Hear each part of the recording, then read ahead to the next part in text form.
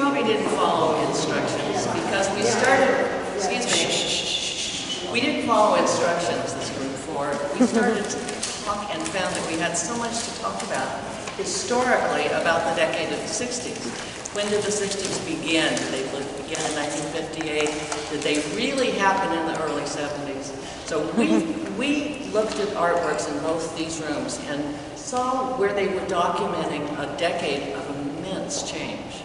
The fact we didn't follow the instructions is exactly what the 60s were all about. That's why I said that.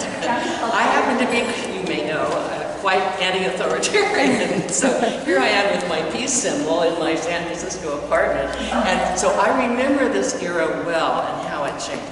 We chose this piece, I would say, because, well, we knew we were going to follow some of the orders. We knew we had to choose a piece, and it was kind of the end of our discussion. We chose this piece, even though Italian, because here's the flag, which some of us in the 50s knew the flag code. You wouldn't have it on the ground, you wouldn't sit on it. So here, suddenly we've got this anti-authoritarian symbol, kind of forgetting that it's in Italian, probably doesn't matter. But we did choose this because the 60s were really about kind of flicking the finger at protocols of the 50s. It's also a time of kind of immense consumer change. Post-war, there's a lot of money, and so suddenly, any of you have watched Mad Men, you know what Madison Avenue started to do to the whole commodification of our culture. So it's not for me. Could you just briefly, I mean, not you, but I mean, I'm just saying, like on a tour, could we just briefly talk, like for a minute, about what counterculture was in the 60s? That is important for kids to know, and how it inspired this art, because that's what you're talking about. Of course I am. Yeah. No doubt you should come up, that's a good idea, in fact, come up with a short, succinct definition. I mean, it's people like me flicking the finger at protocol is probably what it was all about. Yeah. We spent a long time on Andy Warhol. Why? And I think of him as at the beginning of the movement, and I may be wrong, I haven't done my Googling correctly, but who would put a cow as wallpaper? I mean, I remember him that he was a shoe salesman, am I right? I think he sold shoes, and he did commercial graphic, he did catalogs, and he really liked shoes. So he had this ability just to break protocol and say, why can't I have Elsie the cow?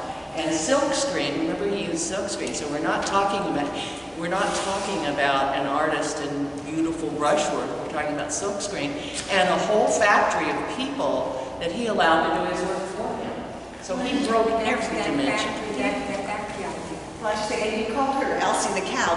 Barbara recognized the image of it's not just a cow, any cow. This was an appropriated vision of an advertising image. So Of the cheese?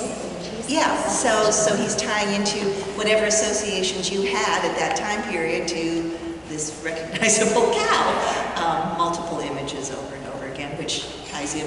I think we also talked about what was happening culturally. You know, like the other group had said, pop art reflects what was going on culturally.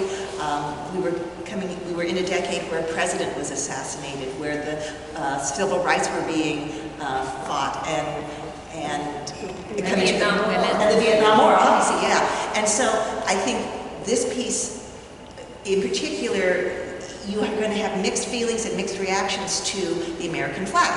If this was fabricated in Italy, maybe the Italians saw America as this bright commercial success liberators. But if this was in Vietnam, they wouldn't look so positively at it. So I think it reflects a lot of what was going on in the culture. Yeah. And it's a chair, so it fits in. I have a philosophical question. Is there significance to the fact that the flag is degraded and that the material itself has like come apart and it doesn't look, I mean, I don't want to say it doesn't look like it's been well preserved because that would be like an insult to the collector.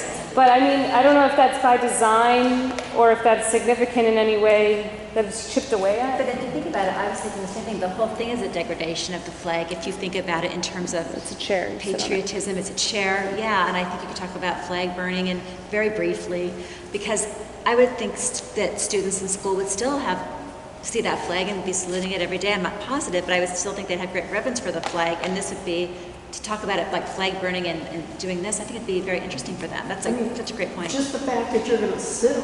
Yeah, you're sitting on the flag. And it's fragmented. Living in the 60s, everything was anti-establishment. I mean, they would go that way and I would go that way. Oh! And that's how we all reacted. We reacted, whether it was the war or marijuana at the time, experimentation at the time, and just Psychedelic drugs. and this is part of anti-establishment. There's also, I think, it's interesting to explore why is it we immediately think of the flag? I mean, these are just a star pattern, these are just a stripe pattern. You know, we have crafted vocabulary in certain cultures that read a certain way. And that's kind of interesting because that's what, you know, you see also in here. I want to point out too that there's Bob Dylan right back there, who just won the Nobel Prize for Literature. And, you know, he's also kind of part of that whole counterculture. It's if they don't know anything. Today, Bob Dylan, that's pretty sad. I right there. We're talking about anti-establishment. Here we are sort of desecrating the flag. And we're talking about the uniqueness of this situation. And when we're anti-establishment, we want to establish ourselves as different and unique. Yet the collection is about things that are mass-produced and repetitive and many of the same. So how do I relate that concept of repetition versus the uniqueness of this particular object and the anti-establishment? Various sisters, yes. Flags all over. That's an excellent provocative thought. We need to move on. I'm sorry.